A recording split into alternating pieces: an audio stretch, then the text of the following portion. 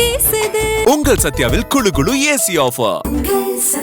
Welcome to Sathya presents cricket with Vikatan. இப்போ நம்ம D நகர்ல இருக்க சத்யா ஷோரூம்ல தான் இருக்கோம். இங்க இருக்க சத்யாவோட கஸ்டமர்ஸ் அண்ட் நம்ம ஐபிஎல் அண்ட் சிஎஸ்கேவோட ஃபேன்ஸ் அவங்க கிட்ட சில சுவாரஸ்யமான கொஸ்டின்ஸ்லாம் கேட்டு அவங்களுடைய சுவாரஸ்யமான பதில்கள்லாம் கேட்டு தெரிஞ்சுப்போம். வாங்க.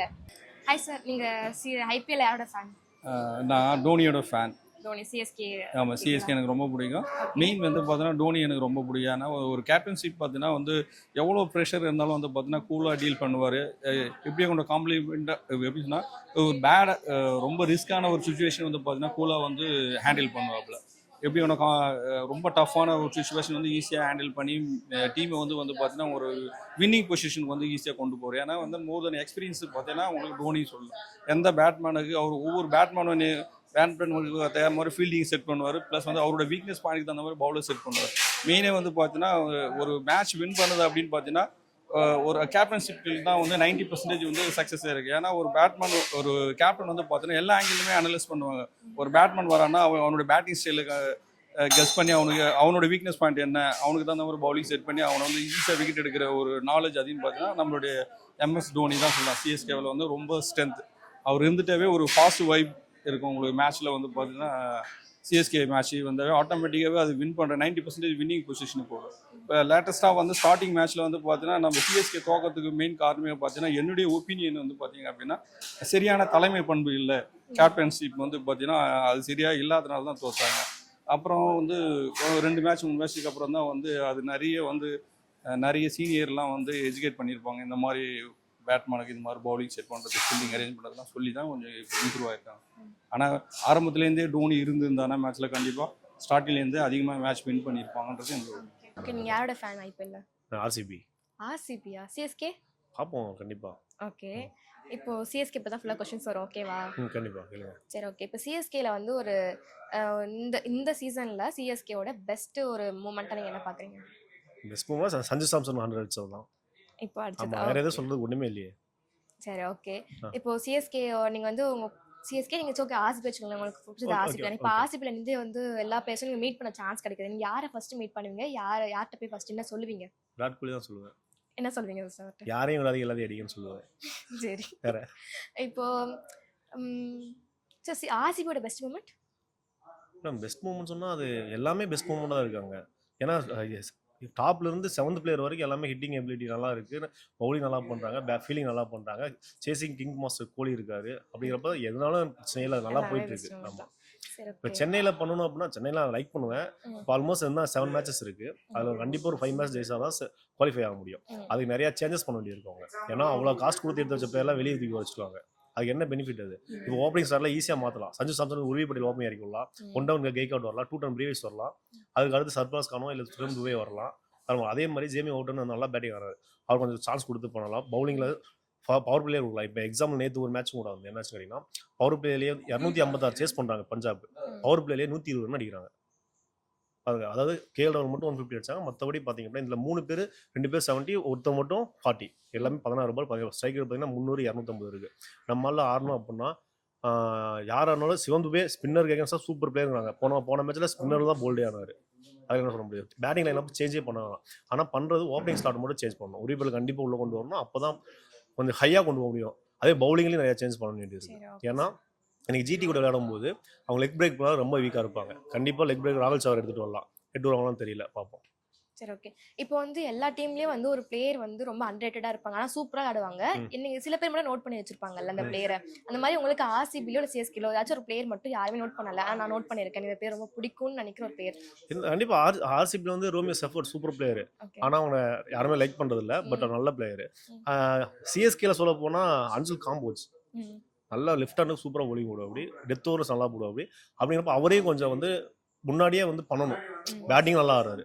இப்போ சொல்ல போனால் சிவம் துபேக்கு பதிலாக இவரே இறக்கிவிடலாம். காம்போஸ் நல்லா ஹிட்டிங் அபிலிட்டி இருக்கு. வேற என்ன? ஆர்சிபியோட கேப்டன்சி இந்த ஐபிஎல்ல அது கேப்டன்சின்னு மட்டும் சொல்ல முடியாது. அது team work full and full. ஆமாம், கோலி கேப்டன் இருக்கிறப்ப நல்லா விளையாண்டுருந்தாங்க. பட் ரஜத் படியா ஒரு லக், அவ்வளோதான். தோனி மாதிரி வச்சுக்கோங்க. தோனி கேப்டனாக இருக்கும்போது மீதி 10 பேர் நல்லா விளையாண்டனால தான் கப் அடிச்சோம்.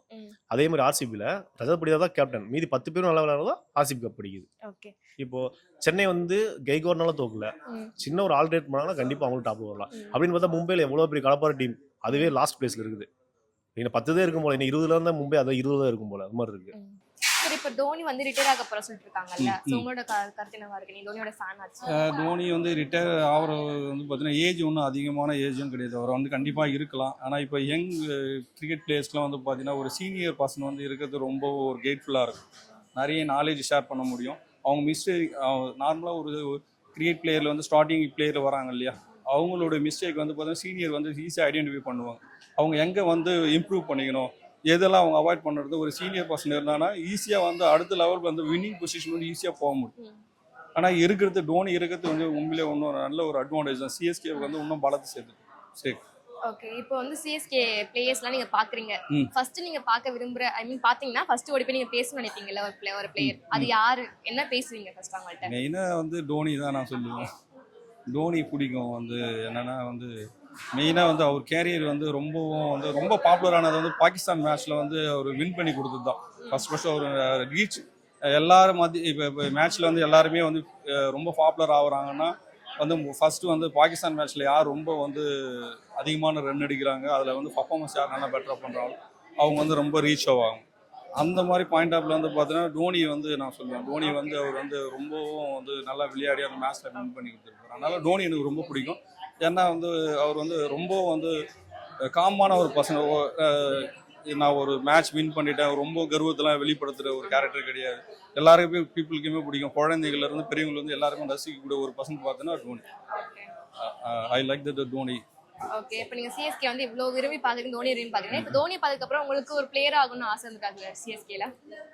சிஎஸ்கேவில் எனக்கு எப்படின்னா எனக்கு இருந்தது. நான் படிக்கும் போது வந்து கிரிக்கெட்ஸில் வந்து ரொம்ப எனக்கு ஆர்வம். ஆனால் வந்து சரியான ஒரு எஜுகேட் பண்ணுற ஒரு பசங்க கிடையாது. கிராமத்து சைடில் இருந்து நாங்கள் இருக்கும்போது நிறைய ஆர்வம் இருந்தது. ஆனால் சரியாக வந்து கைட் பண்ணுற ஒரு பசங்க இல்லாதனால வந்து பாதியில நம்ம அதை விட வேண்டிய சூழ்நிலை. ரிட்டையர் ஆயிடலாம்னு நினைக்கிறேன் நான். ஏன் அப்படி? இல்லை, எதிர்பார்ப்பு தான். எதிர்பார்த்து ஏமாற்றம் ஆகுதுல்ல. இப்போ நான் எதிர்பார்க்குறேன், ஆனால் வரலைங்கும் போது ஏமாற்றம் ஆகுதுல்ல. அந்த ஏமாற்றத்தை தாங்கக்கூடிய கெப்பாசிட்டி நமக்கு கிடையாதுல்ல.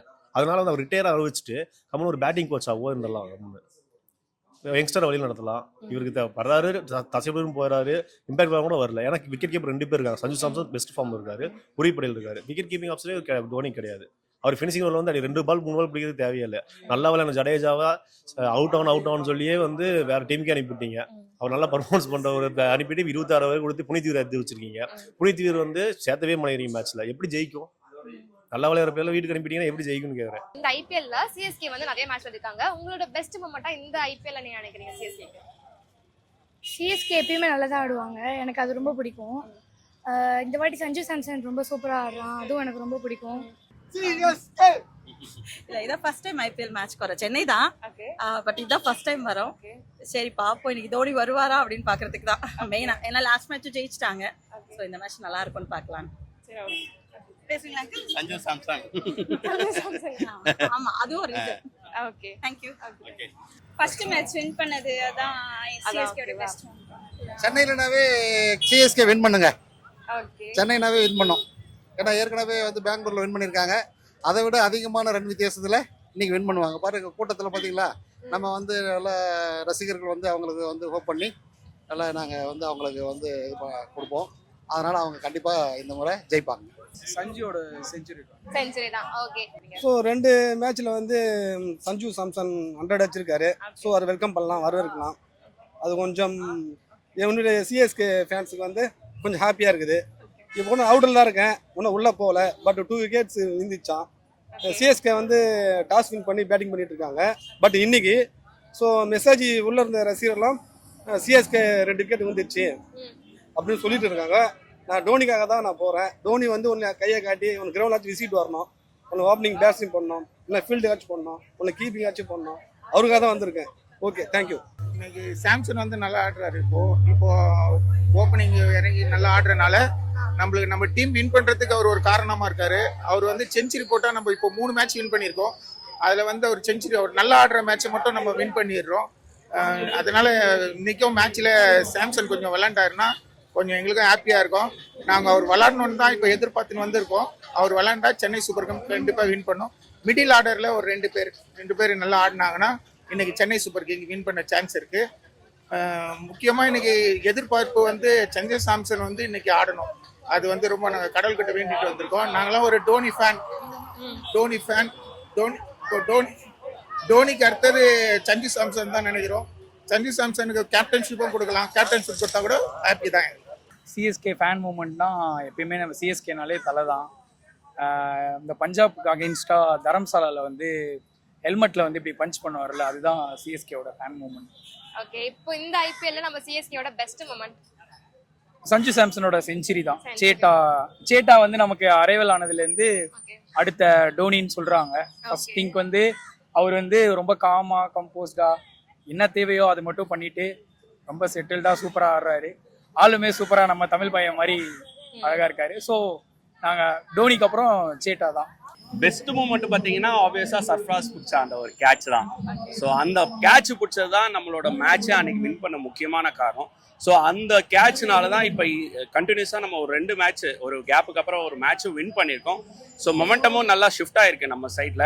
ஹோப்ஃபுல்லி இந்த மொமெண்டம் கொண்டு போனாங்கன்னு வச்சுக்கோங்களேன், கண்டிப்பாக ஒரு பிளே ஆஃப்க்கு கொண்டு போகிற சூழ்நிலை கொண்டு வந்துருவோம். இப்போ நம்ம சிஎஸ்கேயோட பிளேயர்ஸ் எல்லாரும் பார்த்தீங்கன்னா நீங்கள் ஃபர்ஸ்ட் நீங்கள் பார்க்கணும்னு ஆசைப்படுற ஒரு பிளேயர் இவங்க பார்த்தோம் எல்லாரும் இருக்காங்க. ஆனால் நீங்கள் ஃபர்ஸ்ட் அவரோடவே பேசுறீங்க. அது எந்த பிளேயர், ஏன் அவர், என்ன சொல்வீங்க? தோனி கிட்ட தான் ஃபர்ஸ்ட் போவோம். என்ன போய் சொல்வீங்க அவர்கிட்ட? அவர்கிட்ட போனோடனே எனக்கு ரொம்ப பிடிக்கும், உங்க இது எல்லாமே நல்லா பிடிக்கும்னு சொல்லுவேன். ஃபர்ஸ்ட் பார்க்கணும் நான் தோனி தான். தோனி தான். வேற யாரும் இல்லை, ஃபர்ஸ்ட் தோனி தான். தோனி பத்தி என்ன சொல்லுவீங்க? தோனி பற்றி சொன்னதுக்கே இல்லை, அல்டிமேட். அவர் 2 கப்பு 3 கப்பு வாங்கி கொடுத்துருக்காரு நமக்கு. அதனால ஐபிஎல் வாங்கி கொடுத்துருக்காரு. அதனால தோனி சொன்னதுக்கு இல்லை, அதுக்கு மேலே போயிட்டாரு அவர். பிறகு கூட வர எல்லா பிளேயரும் கூட அவரை விட சிறப்பாக விளையாடணும் தான் விளையாடிட்டு இருக்காங்க. அதே மாதிரி இருந்தாலும் தோனி இடத்த அவங்களால பிடிக்க முடியுமான்னு எனக்கு சந்தேகமா தான். இப்போ தோனி வந்து ரிட்டையர் ஆக போற சொல்லிருக்காங்களா, அது உங்களுக்கு மனசு கஷ்டமா இல்லையா? இல்ல, அவருக்கு அடுத்தது ஒரு புதிய வாய்ப்பு கொடுக்கணும். நான் கஷ்டப்படல. தோனி ரிட்டையர் ஆகிட்டு அடுத்து ஒரு தோனியை விட இன்னும் சிறப்பாக விளையாடுறவங்களாம் மேட்ச்ல இருக்காங்க. அந்த இதை வந்து அவங்க வெளிப்படுத்துவாங்க. கண்டிப்பா அது நடக்கும். தோனியை விட சிறப்பாக விளையாடுற ஒரு பேட்ஸ்மேனோ இல்லை பவுலரோ கண்டிப்பா நம்ம இந்த மேட்ச்ல சிஎஸ்கேல இருப்பாங்க. உங்களுக்கு கஷ்டம்னு சொன்னீங்களே, என்ன எதுக்காக? இல்ல, அது மாதிரி தோனி மாதிரி ஒரு கேப்டன்சி அண்ட் பிளானிங் அதெல்லாம் யாராலும் அவ்வளோ இதுவாக பண்ண முடியாது, கூலா பண்ண முடியாது. அவரை தர வேற யாரும் சான்ஸ் இல்லை. அது மாதிரி ஒரு ஆள் வளர்த்து விட்டுட்டு போனவர் கண்டிப்பா டோனி தான். என்ன சொல்றீங்க அவர்கிட்ட? பெரிய ஃபேன். அவங்களை பார்த்தா அவங்களுக்கு சின்ன வயசு தலை தான், டோனி தான். அவர் இல்லாம வந்து இப்போதைக்கு இருக்கிற டீம்ல சஞ்சு சாம்சன் தான். நான் எல்லார்கிட்டயும் பேசியிருக்கேன். பட் ஃபர்ஸ்ட் ஆளா பேசினா தலைக்கிட்ட தான் பேசுவேன். எத்தனை வாட்டி பேசினாலும் அவர்கிட்ட வந்து திருப்பி அவர்கிட்ட பேசணும்னு தான் தோணும். கண்டிப்பா. என்ன சொல்றீங்க அவர்கிட்ட பேசும்போது? அவர்கிட்ட என்ன சொல்லுன்னா, நீங்க உங்களால எவ்வளவு தூரம் விளையாட முடியுதோ விளையாடுங்க. பிகாஸ் ஏன்னா எங்க ஜென்ரேஷன் தான் வந்து கடைசியா உங்க விளையாட்டை லைவா பார்க்க போறோம். நெக்ஸ்ட் ஜென்ரேஷன் வந்து இப்ப என் பையனோ இல்லாட்டி எனக்கு அப்புறம் இருக்கிறவங்களோ என்னோட ஃபேமிலியில வந்து அவரோட மேட்சை லைவா பாக்குற ஆப்பர்ச்சுனிட்டி கிடைக்காது. ஸோ ஆப்வியஸ்லி அவர் எவ்வளவு நாள் விளையாண்டாலும் எனக்கு ரொம்ப சந்தோஷம் தான். இப்போ சிஎஸ்கேல வந்து ரொம்ப மெயின் பிளேயர்ஸ் இருக்காங்களா, இப்போ தோனி அவங்க கிட்ட இருக்காங்கல்ல, அந்த மாதிரி இல்லாம ஒரு பிளேயர் ரொம்ப சூப்பரா விளையாடுவாங்க, ஆனா ரொம்ப யாருக்கும் தெரியாம ஒரு அண்டர்ரேட்டடாவே இருக்காங்கன்னு நினைக்கிற ஒரு பிளேயர். ஆனா இன்னைக்கு பிளேயர் இதுல வந்து தோனி விளையாடலன்னு சொன்னாங்க. தோனி இல்லாம நான் கேக்குறேன், தோனி இல்லாம அந்த மாதிரி அண்டர்ரேட்டடா இருக்கிற ஒரு பிளேயர் யாரா நினைக்கிறீங்க? அவங்க நல்லா விளையாடுவாங்கன்னு ஒரு நம்பிக்கை. பவுலிங் போறாரு இன்னொருத்தர், அவர் பேர் தெரியல இருக்கு. அவங்க எல்லாம் கூட நல்லா விளையாடுவாங்க. உரில் பட்டேல் தான் அவங்க சான்ஸே கொடுக்க மாட்டாங்க. அந்த மாதிரி சான்ஸ் கொடுத்துருக்காங்க, அடிப்பாங்க. யுத்ரோ இருக்காரு, ஓப்பனிங் விளையாடுறாரு ஒரு கேப்டன். நம்ம சென்னை சூப்பர் கிங், அவரும் நல்லா தான் விளையாடுவாரு. இப்போ ஒரு சரியா விளையாட மாறாரு.